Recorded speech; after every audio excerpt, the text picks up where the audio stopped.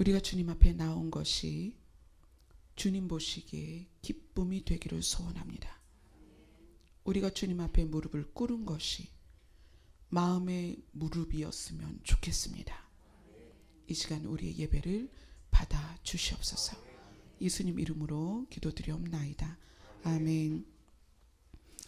우리 교회 이름이 열린 하늘문 교회 이렇게 이름이 바뀌었어요.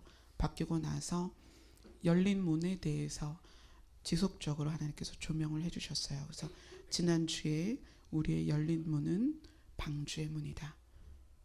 방주의 문은 애초에 방주 설계도 자체가 열린 문이었다.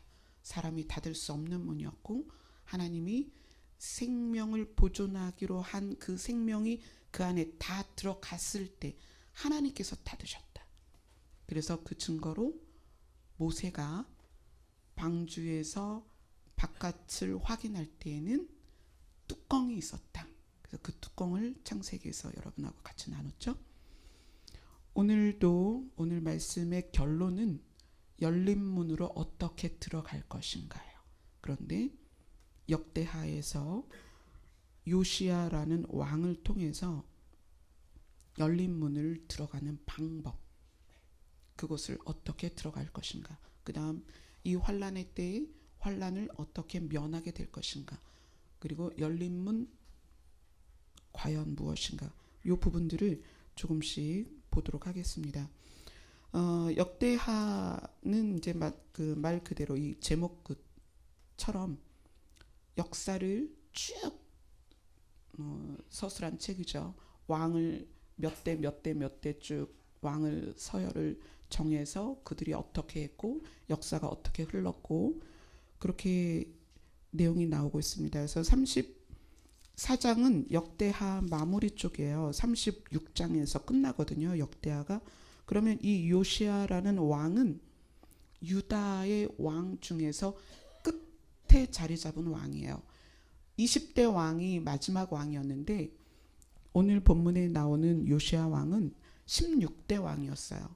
그러니까 이제 정말 유다라는 나라의 역사의 마지막을 장식하는 왕이었죠. 근데 이 유다 왕 요시야가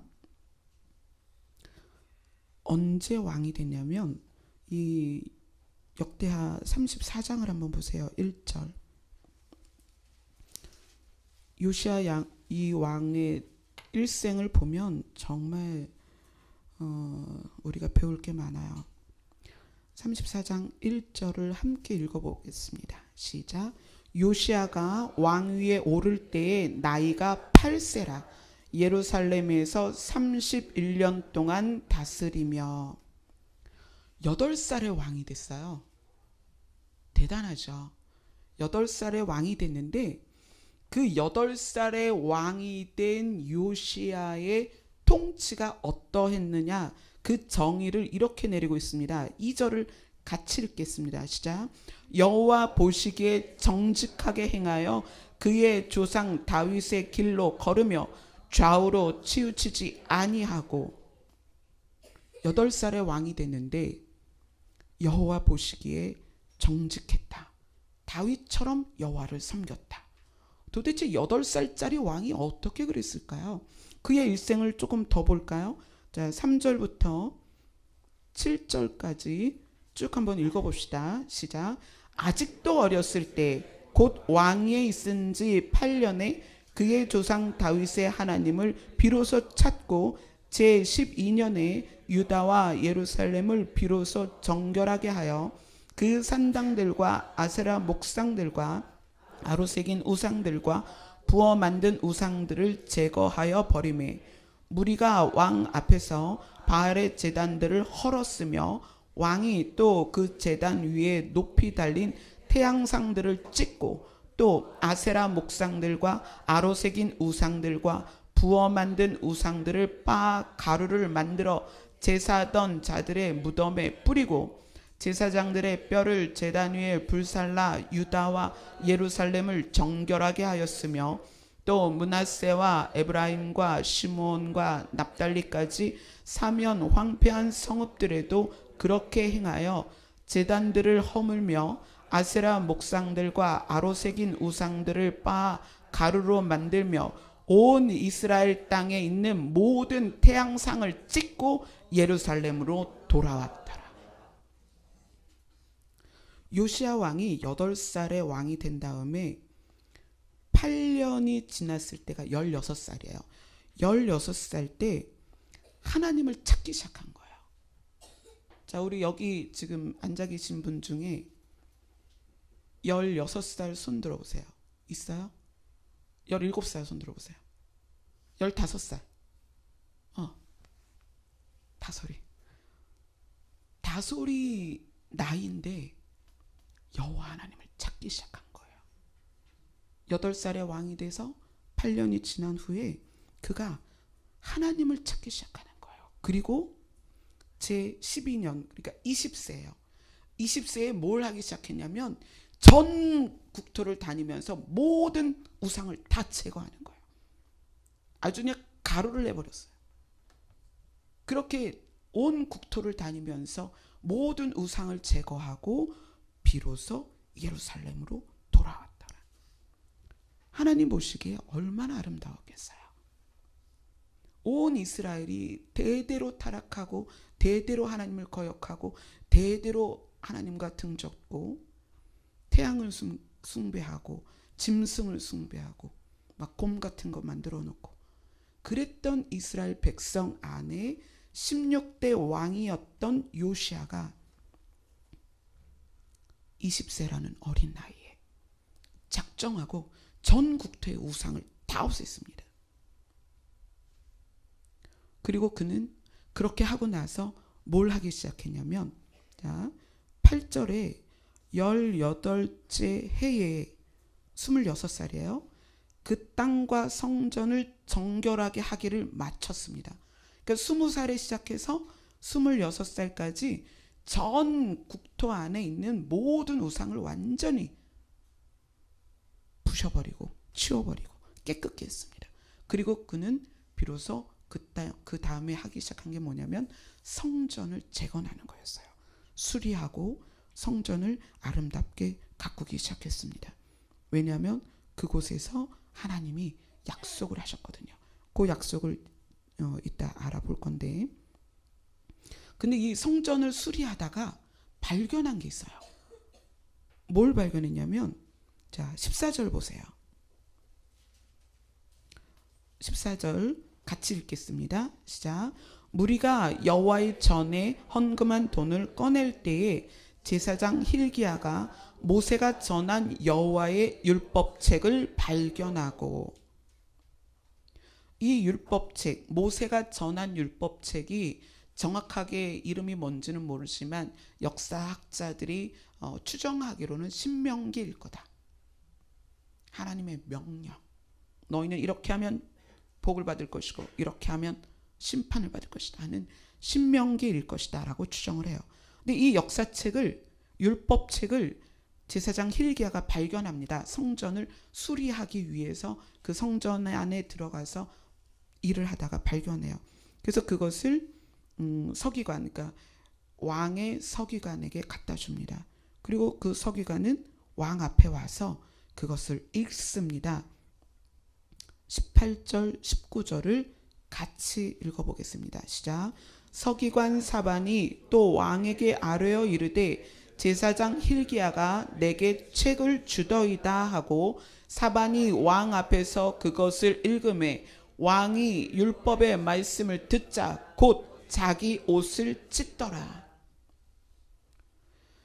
요시야가 8살의 왕이 돼서 16살에 여호와를 찾고 20살에 유다 땅 모든 곳을 정결케 합니다. 그리고 26살에 성전을 재건합니다. 수리하고 다시 아름답게 꾸며요. 그런데 그 과정에서 율법책을 발견을 했는데 서기관 사반이 그 율법책을 쭉 읽어줄 때에 요시야는 그 자리에서 자기 옷을 찢습니다. 우리 민족이 타락했구나. 우리 이스라엘이 여호와를 떠났구나. 이스라엘의 죄악이 심판받을 수밖에 없구나. 그 그 자리에서 옷을 찢고 회개를 하기 시작합니다. 하나님, 우리를 도와주소서. 여호와여, 우리를 살려주소서. 그래서 왕은 사람들을 불러서 이 율법책을 우리에게 주신 여호와께서 우리에게 어떻게 하실 것인지를 제발 좀 물어봐라. 그리고 그들을 보냅니다. 누구에게 보내죠? 오늘 이제 그렇게 해서 본문으로 들어갑니다. 22절에 보면 왕이 보낸 사람들이 어디에게, 누구에게 찾아가냐면 여선지자 홀다에게 찾아갑니다. 훌다에게 찾아가는데 이 여선지자를 이때에 등장시킨 것도 참 신기하죠. 왜냐하면 이 당시에 예레미야도 있었고 스바냐가 있었습니다. 예레미야라는 선지자나 스바냐라는 선지자가 얼마나 유명한 선지자예요. 그런데 그럼에도 불구하고 여선지자를 찾아가게 하셔요. 그러니까 하나님의 음성과 하나님의 비밀이 이렇게 연약한 자에게서도 하나님이 풀어내신다는 것을 보여주시고, 또 어떻게 보면 왕이 생각할 때에 예레미야나 스바냐보다 이 여선지자가 훨씬 더 하나님의 음성을 명확히 듣는 시점이 아니었을까, 뭐 여러 가지 추정할 수 있죠. 아무튼 이렇게 여선지자를 찾아갑니다. 그래서 여선지자가 이스라엘 백성에게 하나님이 보내시는 음성을 알려줍니다. 24절에 이렇게 말씀합니다. 여호와께서 이같이 말씀하시기를, 하나님께서 이스라엘 백성에게 말씀하십니다. 뭐라고 말씀하시냐면, 내가 이곳과 유다와 그 주민 이스라엘 백성에게 재앙을 내리되 곧 유다 왕 앞에서 읽은 책에 기록된, 율법책에 기록된 모든 저주를 그대로 내릴 것이다. 왜냐하면 이 백성들이 나를 버리고 다른 신들에게 분향하며 그의 손의 모든 행위로 나의 노여움을 샀기 때문이다. 그렇기 때문에 나의 노여움을 이곳에 쏟을 것이며 꺼지지 아니할 것이다. 이렇게 이스라엘 유다 땅과 이스라엘 백성들에게 말씀하십니다. 그리고 나서 여선지자는 그러나 너희를 보낸 왕에게 이 말을 전해라, 이렇게 이야기를 합니다. 왕에게 이 말을 전해라. 그러면서 이렇게 이야기를 합니다. 너희를 보내어 여호와께 묻게 한 유다 왕에게는, 누구죠? 요시야에게는 너희가 이렇게 전하라. 이스라엘의 하나님 여호와께서 이같이 말씀하시기를,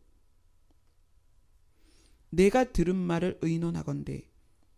그러니까 요시야가 율법책을 듣고 하나님께서 이곳과 이 주민을 가리켜서 말한 것을 요시야가 듣고 마음이 연약하여 하나님 앞에, 곧 내 앞에 겸손하여 옷을 찢고 통곡하였기 때문에 내가 너의 말을 들었노라.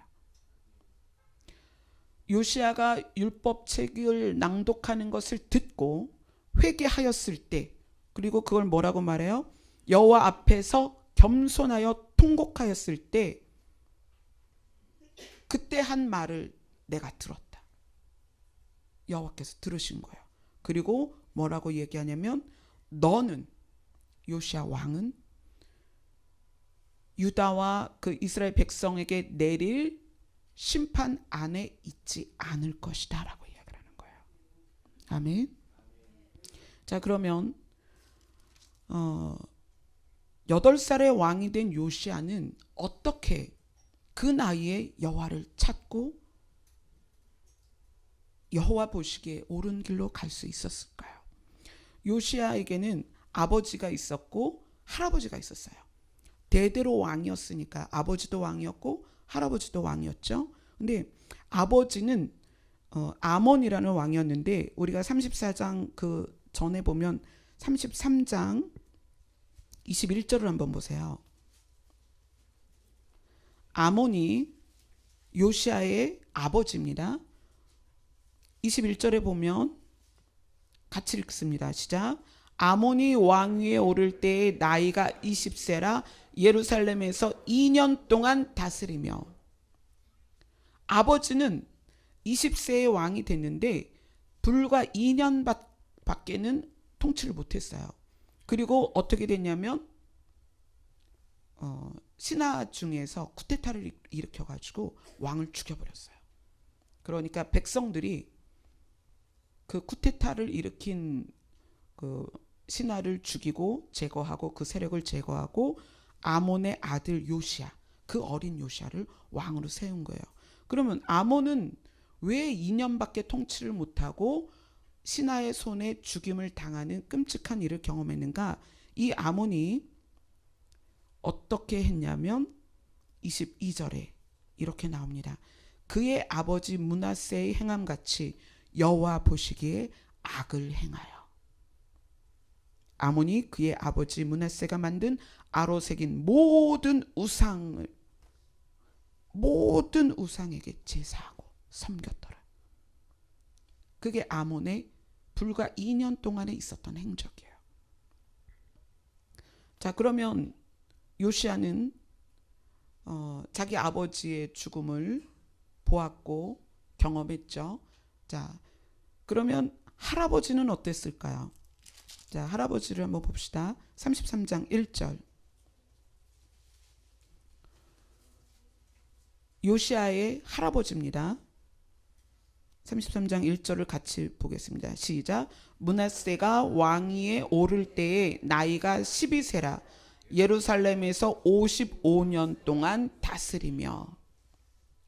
므낫세라는 왕은 55년을 12세의 왕이 돼서 55년을 다스렸습니다. 굉장히 오랜 시간 다스렸죠. 요시야라는 왕위에 올라서, 그러니까 이제 나라마다 그 역사를 서기관들이 다 기술을 하니까 할아버지와 아버지를 비교했을 것이고, 또 요시야 왕의 보호자 엄마도 있을 것이고 신하들도 있었겠죠. 그 주변에 있는 사람들이 할아버지와 아버지를 비교해서 무엇인가 끊임없이 가르쳤을 거라는 거예요. 무엇을 가르쳤을까요? 자, 므낫세라는 왕은 어떻게 했냐면 2절부터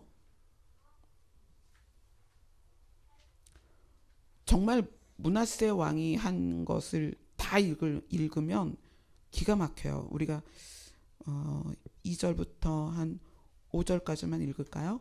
자, 같이 읽겠습니다. 시작. 여호와 보시기에 악을 행하여 여호와께서 이스라엘 자손 앞에서 쫓아내신 이방 사람들의 가증한 일을 본받아 그의 아버지 히스기야가 헐어버린 산당을 다시 세우며 바알들을 위하여 제단을 쌓으며 아세라 목상을 만들며 하늘의 모든 1월 성신을 경배하여 섬기며 여호와께서 전에 이르시기를 내가 내 이름을 예루살렘에 영원히 두리라 하신 여호와의 전에 제단들을 쌓고 또 여호와의 전 두 마당에 하늘의 1월 성신을 위하여 제단들을 쌓고, 네, 거기까지. 뭐 그 밑으로 쭉 나와요. 그러니까 이 므낫세라는 왕이 55년 동안 통치를 하면서 어떻게 스타트를 했냐면 우상을 세우는 것. 심지어 여호와의 전에 마당에까지 우상을 세웠다는 얘기예요. 그렇게 끊임없이 우상을 세우고 거기에 제단에 제사를 지냈던 이 므낫세 왕이 통치 말년에 이러한 일이 있습니다.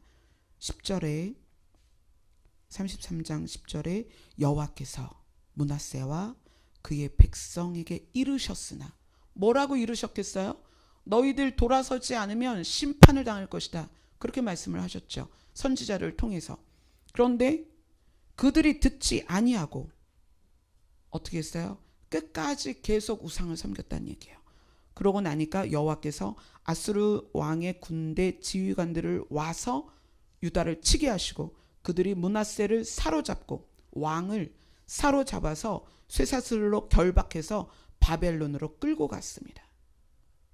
그때 므낫세는 누구를 기억했을까요? 히스기야라는 자기 아버지를 기억합니다. 히스기야가 돌이켜 하나님 앞에 무릎 꿇었을 때 은혜를 입었던 자기 아버지를 기억합니다. 그리고 이렇게 하죠. 12절 13절을 같이 읽겠습니다. 시작. 그가 환난을 당하여 그의 하나님 여호와께 간구하고 그의 조상들의 하나님 앞에 크게 겸손하여 기도하였으므로 하나님이 그의 기도를 받으시며 그의 간구를 들으시사 그가 예루살렘에 돌아와서 다시 왕 위에 앉게 하심에 므낫세가 그제서야 여호와께서 하나님이신 줄을 알았더라. 아멘. 바벨론으로 끌려갔습니다. 왕이 쇠사슬에 묶여서 얼마나 많은 고초를 당했겠으며 얼마나 많은 수치를 경험했겠어요. 한 나라의 왕이. 근데 그렇게 끌려갔던 므낫세가 히스기야라는 자기 아버지를 생각하고 그 아버지가 살아생전에 여호와께 은혜를 입었던 그 순간들을 기억하면서 그 환난 가운데서 여호와 하나님께 기도를 합니다. 간구를 하는 거예요. 그리고 그 자세를 이렇게 표현합니다. 여호와 앞에 크게 겸손하였다. 크게 겸손하였다. 그랬을 때 하나님이 그의 기도를 듣고 그의 간구를 들으시고 그를 유다로 다시 데리고 와서 예루살렘에서 왕위에 앉게 하셨다. 그리고 나서 므낫세는 그제서야 여호와께서 하나님이신 줄을 알았습니다. 자, 므낫세가 55년의 통치가 끝나고 죽었습니다. 그리고 아들 아몬이 왕 위에 올라왔는데 그 아몬은 어떠했냐면 33장 23절을 읽어보겠습니다. 시작.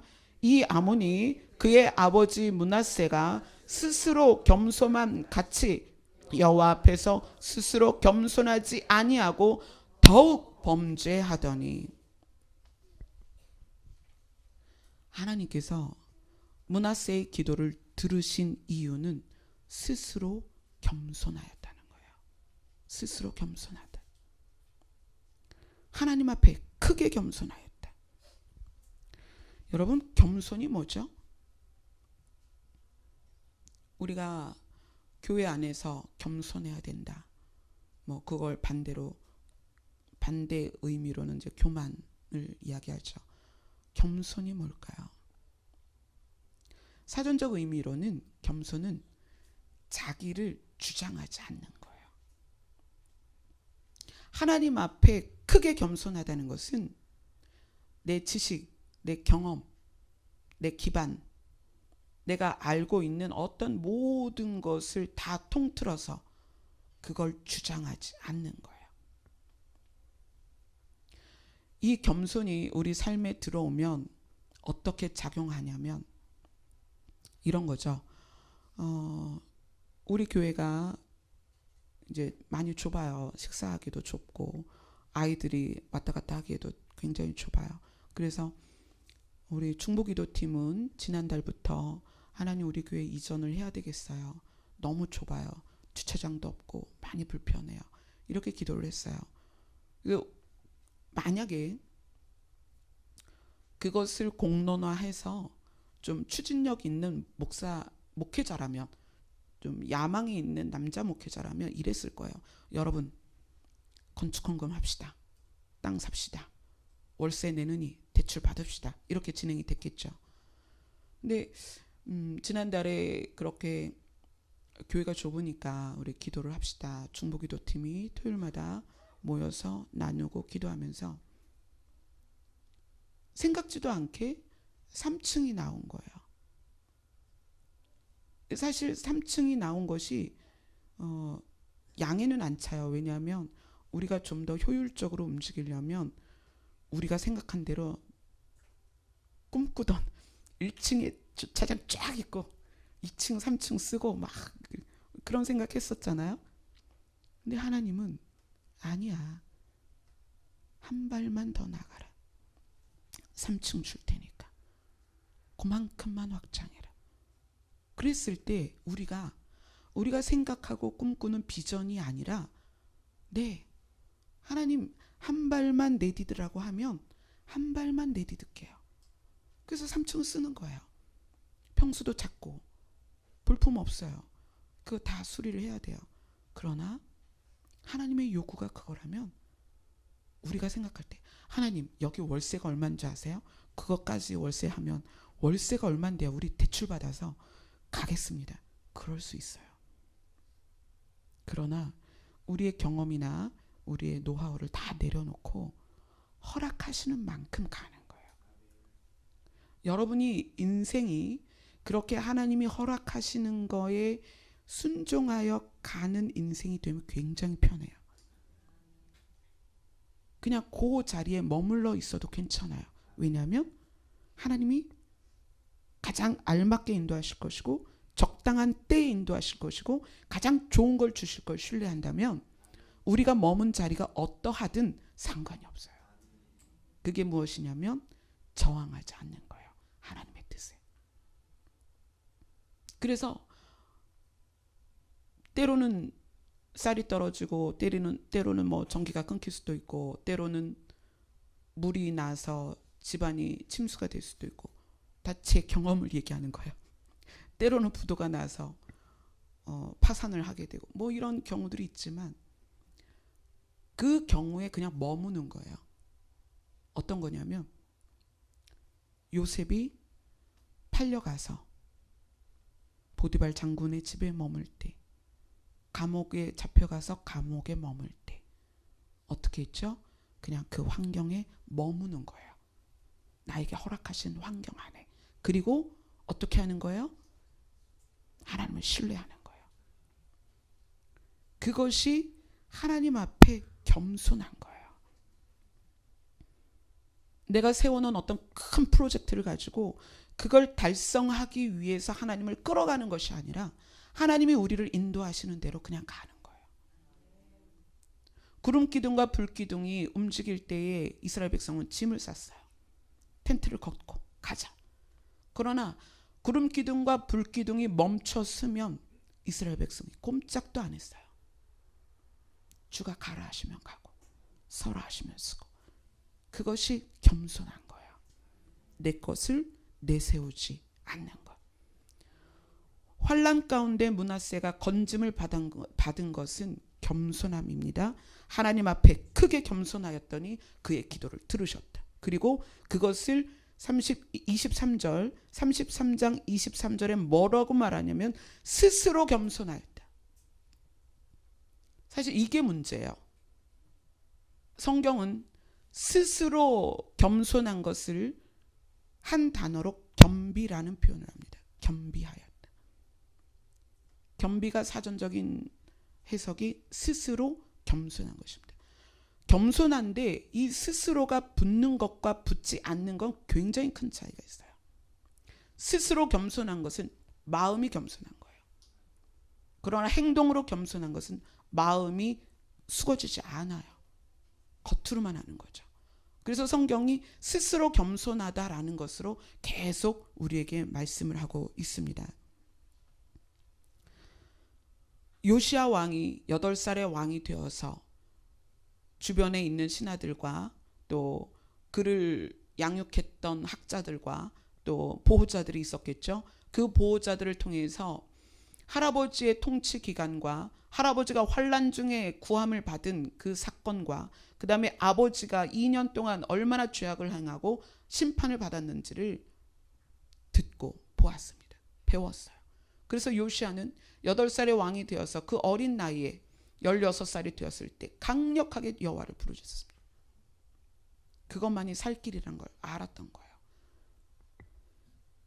이 요시야가 하나님 앞에 스스로 겸손하여 부르짖을 때 유다 전체에게 내렸던 심판 가운데서 하나님은 요시야를 건지십니다. 너는 편안하게 너의 조상의 무덤으로 들어갈 것이다. 너는 이 심판을 보지 않을 것이다. 이것이 우리와 무슨 상관이 있는가? 이 요시야 왕이 유다의 16대 왕인 요시야 왕이 우리와 상관이 있어야 될 거 아니에요. 이 내용을 지금 우리가 보고 있으니까. 우리는 지금 환난을 경험해야 하는 세대입니다. 이 마지막 때에 예수님께서 오셔야만 하고 오실 수밖에 없는 이 시점에서 우리는 환난을 맞닥뜨릴 수밖에 없는 세대예요. 계시록에는 환난을 세 가지로 분류합니다. 이 세 가지 환난을 여러분이 명확하게 이해를 하셔야 돼요. 첫 번째 환난은 징조로서의 환난입니다. 예수 그리스도가 성도들을 환난 가운데서 건져내야만 하는 징조로서의 환난이에요. 예수님은 그것을 기근, 지진, 전쟁이다, 이렇게 명확하게 말씀하셨어요. 이 징조로서의 환난이 세상에 가득할 때 예수님께서 신부된 성도들을 구원하실 것입니다. 그리고 나서 있을 환난이 구원받지 못하고 이 땅에 남아있던, 그제서야 하나님의 이름을 부르게 된 사람들, 마치 므낫세가 바벨론으로 끌려간 다음에 거기에서 여호와 이름을 부르고 거기에서 구함을 받은 것처럼 환난 가운데 부르짖는 자들을 구원하시는 그 환난이 있어요. 그것을 성도의 환난이라고 부릅니다. 그 환난 이후에 오는 것이 악한 자들의 재앙입니다. 그건 불신자의 환난이죠. 마치 애굽 땅에서 이스라엘 땅은 제외하고 애굽에만 10가지 재앙이 내렸던 것처럼 그 불신자들에게 부어지는 환난이 있습니다.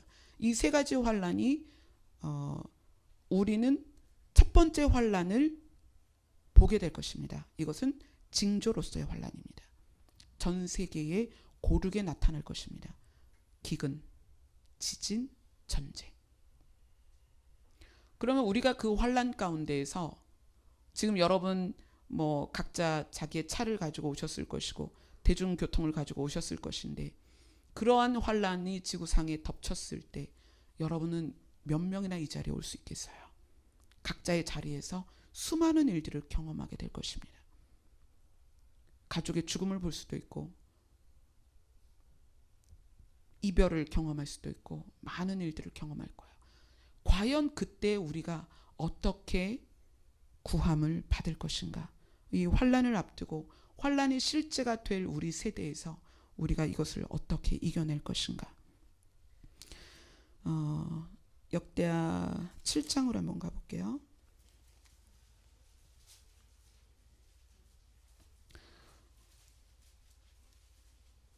우리가 마지막을 유다의 마지막에 있는 왕들을 봤다면 역대하 7장은 유다 이스라엘을 시작하는 왕들이 나오죠. 처음에 다윗 왕이 나오고 그 다음에 솔로몬이 나옵니다. 근데 이 솔로몬이 낙성식을 했을 때 여호와께서 솔로몬에게 약속하신 것이 있습니다. 역대하 7장 11절부터 16절까지입니다. 같이 읽겠습니다. 시작. 솔로몬이 여호와의 전과 왕궁 건축을 마치고 솔로몬의 심중에 여호와의 전과 자기의 궁궐에 그가 이루고자 한 것을 다 형통하게 이루니라. 밤에 여호와께서 솔로몬에게 나타나사 그에게 이르시되 내가 이미 내 기도를 듣고 이곳을 택하여 내게 제사하는 성전을 삼았으니 혹 내가 하늘을 닫고 비를 내리지 아니하거나 혹 메뚜기들에게 토산을 먹게 하거나 혹 전염병이 내 백성 가운데 유행하게 할 때에 내 이름으로 일컫는 내 백성이 그들의 악한 길에서 떠나 스스로 낮추고 기도하여 내 얼굴을 찾으면 내가 하늘에서 듣고 그들의 죄를 사하고 그들의 땅을 고칠지라. 이제 이곳에서 하는 기도에 내가 눈을 들고 귀를 기울이리니 이는 내가 이미 이 성전을 택하고 거룩하게 하여 내 이름을 여기에 영원히 있게 하였음이라. 내 눈과 내 마음이 항상 여기에 있으리라. 아멘. 하나님께서 죄악 가운데 있는 백성들을 향하여 하늘을 닫고 비를 내리지 아니할 때, 혹은 메뚜기들이 토산을 먹게 할 때, 전염병이 나와서 백성들을 죽어가게 할 때에, 그러한 환난의 때에 너희들이 기억해라. 내 이름으로 일컫는 내 백성이 그들의 악한 길에서 떠나서 어디로? 스스로 낮추고 기도하되 내 얼굴을 찾을 때 내가 하늘에서 듣고 그들의 죄를 사할 것이고 그들의 땅을 고칠 것이다. 어디에서? 이곳에서, 성전에서. 네가 나에게 올려드린 이 성전에서 내가 너희의 기도를 들을 것이다. 이것은 여러분 보고 교회 와서 기도하라는 게 아니에요. 여러분은 이미 여호와의 성전입니다. 여러분 자신이 예수 그리스도를 모신 성전이란 얘기예요. 여러분이 삶 가운데서 어떠한 환난을 만나든지 그 환난 가운데서 스스로 낮추고 기도하여 여호와의 얼굴을 찾으면 하나님께서 들으시고 구원하시겠다는 거예요. 그 약속을 솔로몬에게 해주셨어요. 그리고 대대로 이스라엘 백성에게 그 일을 시행하십니다. 그들이 환난 가운데 부르짖을 때마다 하나님은 그들을 건지십니다. 왜냐하면 약속하셨기 때문에. 그 약속이 여호와 이름으로 일컫는 내 백성에게 적용이 된다는 거예요. 누구?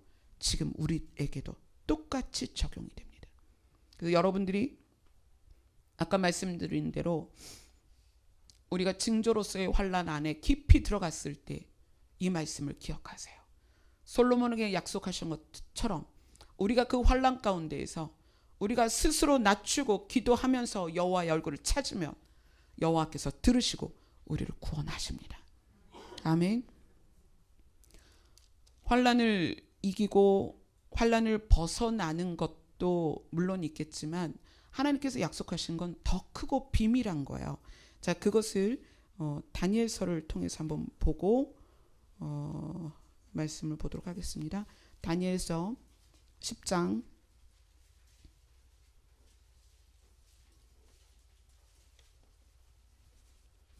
12절입니다.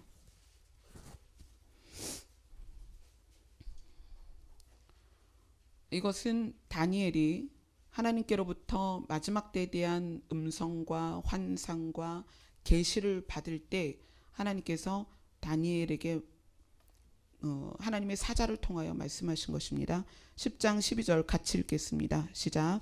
그가 내게 이르되 다니엘아 두려워하지 말라. 내가 깨달으려 하여 내 하나님 앞에 스스로 겸비하게 하기로 결심하던 첫날부터 내 말이 응답받았으므로 내가 내 말로 말미암아 왔느니라. 하나님의 사자가 다니엘에게 찾아왔는데 내가 어떻게 왔냐면 네가 이 마지막 때에 대하여 깨닫고자 하나님 앞에 스스로 겸비하게,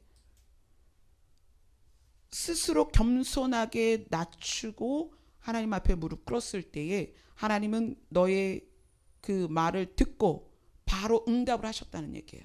그래서 하나님의 사자가 마지막 때의 비밀을 풀어주기 위해서 다니엘을 찾아옵니다. 이 마지막 때의 비밀이 뭘까요? 과연 요시야 왕을 통해서 우리에게 교훈하시는 게 뭘까요? 너희는 스스로 낮추어라. 여호와 앞에 겸손하라. 겸비해라. 다니엘은 이렇게 쓰여 있습니다. 스스로 겸비하게 하기로 결심하던 첫날에 이미 응답되었다는 거예요. 그리고 다니엘은 우리에게 아주 중요한 것을 알려줍니다. 다니엘 12장이 마지막이죠. 12장 10절입니다. 다니엘 12장 10절 같이 읽겠습니다. 시작. 많은 사람이 연단을 받아 스스로 정결하게 하며 희게 할 것이나 악한 사람은 악을 행하리니 악한 자는 아무것도 깨닫지 못하되 오직 지혜 있는 자는 깨달으리라. 아멘. 마지막 때의 비밀을 풀어가던 다니엘이 마지막으로 우리에게 알려주는 게 있습니다. 많은 사람이 연단 가운데 있을 것이다. 많은 사람들이 환난 가운데 있을 것이다. 그런데 그 많은 환난이 어떻게 우리를 만들 것이냐면 스스로 정결하게 하고 희게 할 것이다. 물론 악한 자들은 그렇게 하지 않겠지만 악한 자가 누구예요? 하나님과 분리된 자들이죠. 하나님과 분리된 자는 당연히 하나님 앞에 정결케 될 수가 없겠죠. 그러나 그 연단 가운데 세 가지 환란이 이 땅을 지나고 나서 예수 그리스도의 나라가 완전히 임할 것인데, 그 첫 번째 환란이나 두 번째 환란이나 하나님을 알고 하나님을 믿었던 백성들이 어떻게 될 것이냐면, 많은 사람이 연단 가운데서 스스로 정결케 될 것이다. 어떻게? 겸손케 될 거라는 거예요. 겸손케 되고 하나님 앞에 무릎을 꿇었을 때 하나님께서 그들을 구원하실 것입니다. 아멘. 하나님께서 오늘 역대하 34장에서 이렇게 말씀하십니다. 너의 말을 들었다. 솔로몬에게도 그렇게 말씀하시죠. 내가 이미 너의 기도를 들었다. 아멘. 들었다라는 것은 귀로 들은 걸 의미하는 게 아니에요. 다니엘서처럼 뭐다? 응답. 듣고 답하신다는 거예요. 우리를 구원하시겠다는 거예요. 그러니까 징조로서의 환란을 치루어내야 할 우리 세대에서 이건 너무나 중요한 일이에요. 우리가 하나님, 우리를 주님 오실 때 들림받게 해 주옵소서. 우리 세대가 한 사람도 남김없이 다 구원받게 하여 주옵소서. 우리 가족을 위해서, 형제를 위해서, 부모를 위해서 계속 기도하고 있잖아요. 그것에 대해서 하나님이 어떻게 우리에게 응답하실 것인가? 그거는 신약 성경 요한복음으로 가서 살펴보도록 하겠습니다. 요한복음 1장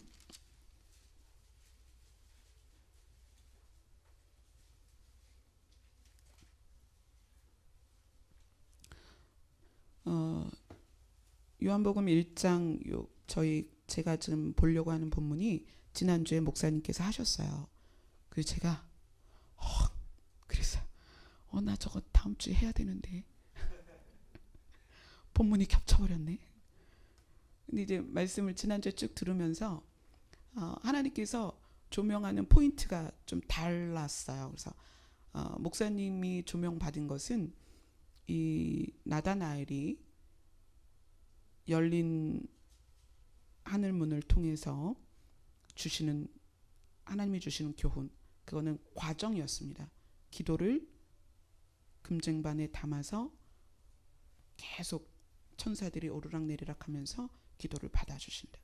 그것이 나다나엘 같은, 그러니까 이제 나다나엘을 뭐라고 얘기했냐면 예수님이 참으로 이스라엘 사람이다. 무슨 얘기예요? 진짜다. 여러분 여기 다 계시니까 성도라고 부르잖아요. 진짜 성도 맞습니까? 왜 대답을 못하세요? 여러분 진짜 성도여야 합니다. 아멘. 나다나엘에게 넌 진짜다라고 얘기한 거예요. 넌 진짜다. 그 속에 간사한 것이 없다다. 이 간사한 것이 없다고 말씀하신 건 뭐냐면 내 의도, 그러니까 네 마음 안에 너의 의도가 없다. 자기 중심적이지 않다는 얘기예요. 그게 무슨 말이에요? 스스로 하나님 앞에 겸손한 거예요.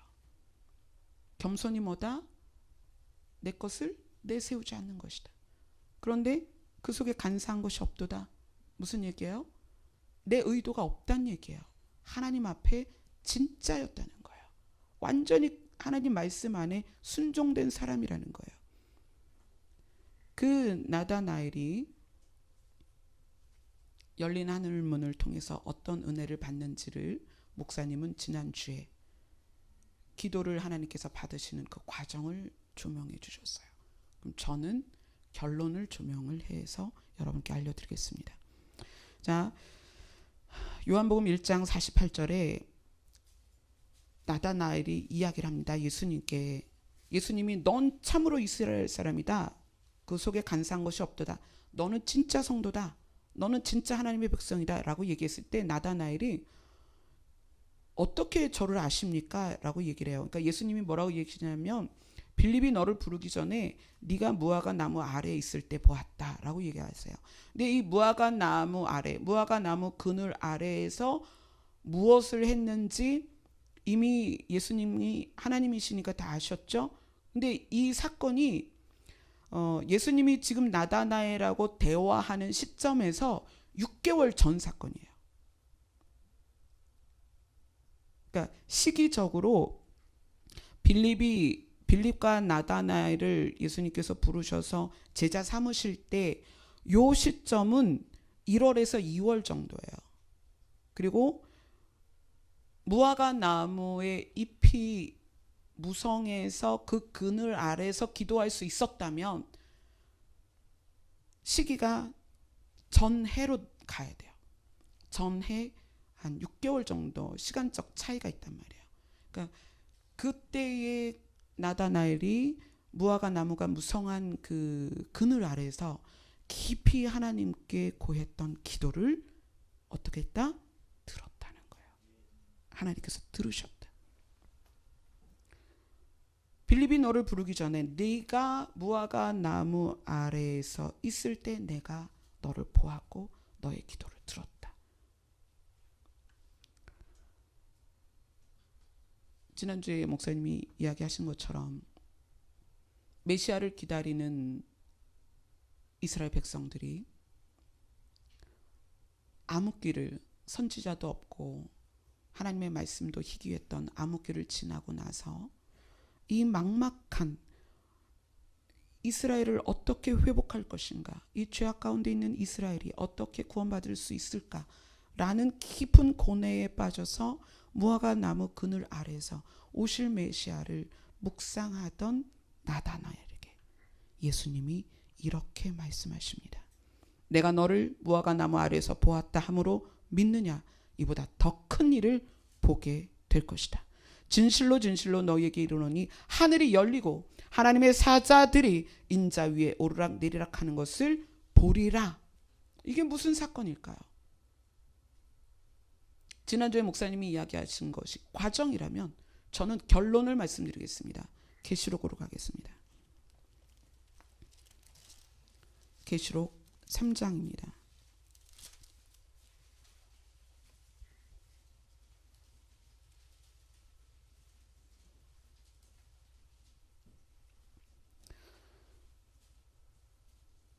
환난 가운데, 어둠 가운데 스스로 겸비한 자들이 깊이 주님 앞에 돌아와서 기도하고 그분의 은혜를 구할 때 어떤 일이 있느냐? 요한계시록 3장 8절입니다. 8절 같이 읽겠습니다. 시작.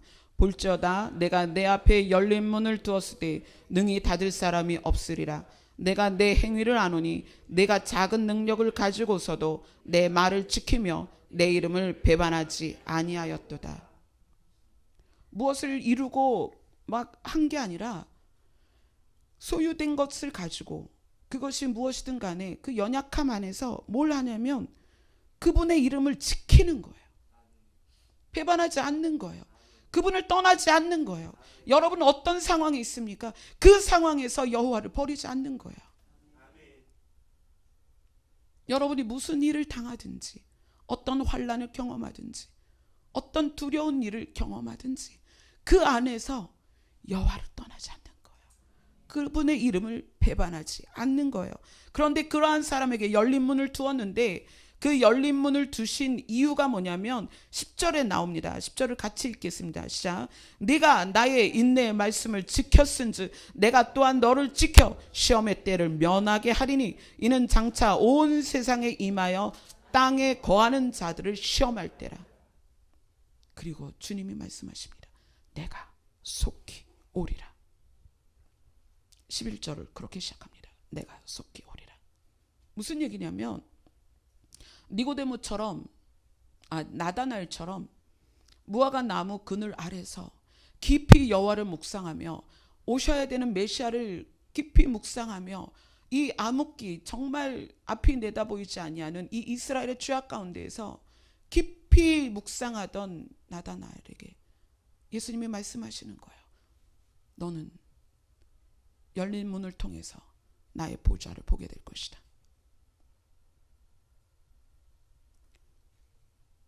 나다나엘 같은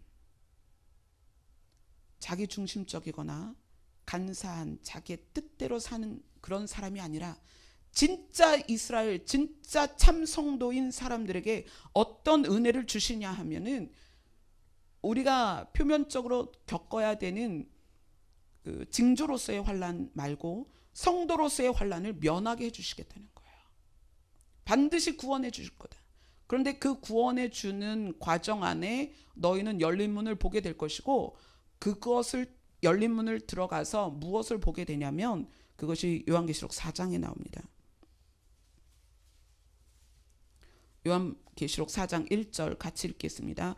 이 일 후에 내가 보니 하늘에 열린 문이 있는데 내가 들은 바 처음에 내게 말하던 나팔소리 같은 그 음성이 이르되 이리로 올라오라. 이후에 마땅히 일어날 일들을 내게 보이리라.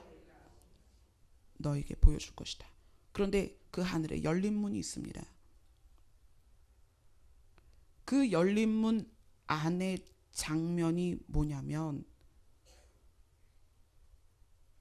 8절을, 계시록 4장 8절을 읽어보겠습니다. 시작.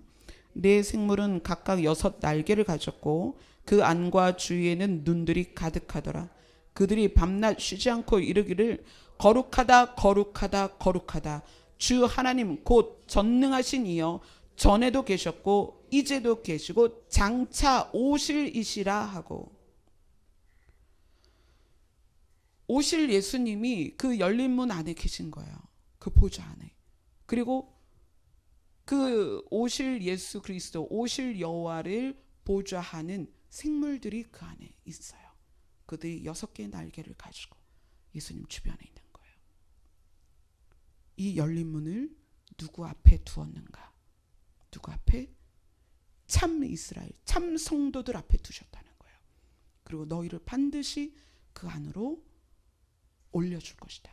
그리고 4장 1절에 말한 것처럼 올라오라 할 거라는 거예요. 올라와서 스스로 겸비하고 스스로 하나님 앞에 겸손한 자들, 그래서 어떤 환난 가운데에서도 예수 그리스도의 이름을 배반하지 않은 자들을 하나님께서 마지막에 이 땅에 임할 최악의 그 심판 가운데에서 그 심판을 면하게 하시고 올라오라 하실 것이고, 올라가서 열린 문 안에 들여다봤더니 무슨 일이 있느냐? 오실 예수 그리스도가 그곳에 계시다는 얘기예요. 아멘. 요시야 왕이 유다라는 나라에서 20명의 왕이 지나가는 동안에 16번째 왕이었습니다. 근데 그 요시야 왕은 어떻게 하는 것이 하나님 앞에서 구원받는 것인지 알았습니다. 그래서 그는 스스로 겸손하게 하나님 앞에 크게 겸손했습니다. 그리고 그렇게 스스로 겸비하고 하나님 앞에 크게 겸손했던 다니엘에게 하나님께서 마지막 때를 열어주셨습니다. 그리고 환란이 있을 것이다. 그 환란이 그들을 스스로 정결케 하게 할 것이다. 그리고 그 환란을 면하는 방법, 징조로서의 환란은 우리는 지나가야 합니다. 그러나 징조로서의 환란이 아니라 성도가 경험해야 될 그 환란을 면할 수 있는 방법이 무엇이다?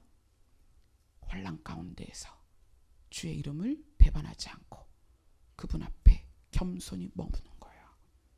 그런데 어떻게? 스스로. 억지로가 아니라 스스로. 억지로와 스스로의 차이는 뭐죠? 억지로 겸손한 거, 스스로 겸손한 거 겉으로는 똑같습니다. 그죠? 매 맞고 책상에 앉아 있는 거랑 스스로 공부하려고 책상에 앉은 거랑 똑같아요. 모습은. 뭐가 문제죠? 마음의 문제라는 거예요. 스스로 겸비한다는 것, 스스로 하나님 앞에 크게 겸손하다는 것은 여러분의 마음이 하나님 앞에 무릎을 꿇어야 된다는 얘기예요. 여러분의 마음이 하나님 앞에 나와야 된다는 거예요. 일주일에 한 번 어쩔 수 없이, 또 수요일이든 금요일이든 그래도 내가 어떤 직분이 있으니까 뭘 맡았으니까 이 자리에 있는 게 아니에요. 어떤 마음? 스스로 하나님 앞에 크게 겸손한 마음으로 와 있어야 된다는 거예요. 그래서 환난 가운데 예수 그리스도의 이름을 배반하지 않는 자에게 열린 문을 주실 것이고, 그 열린 문 안에서 그 보좌에서 예수 그리스도가 우리에게 말씀하십니다. 올라오라. 아멘. 그러면 우리가 그곳에 가서 주님을 보게 될 것입니다. 아멘. 우리 교회 이름이 열린 하늘문 교회로 바꿔지고 나서 많은 분들이 이름이 너무 좋다고 지지해 주셨습니다. 우리 교회 사역이 교회 이름처럼 그렇게 많은 사람들이 오라 하는 음성을 들을 수 있도록 그런 사역을 감당하는 교회였으면 좋겠습니다. 그리고 여러분 한 사람 한 사람이 참 이스라엘이 되시기를 소원합니다. 여러분 한 사람 한 사람이 진짜 성도여야 합니다. 그래야 예수님으로부터 환난 가운데 오라라는 소리를 들을 수 있을 것입니다. 그렇게 되기 위해서 여러분 안에서 스스로 나다나엘처럼 주님 앞에 머무르세요. 형식적이고 관습적인 예배가 아니라 여러분 마음이 하나님 앞에 무릎을 꿇어야 합니다. 아멘. 기도하겠습니다.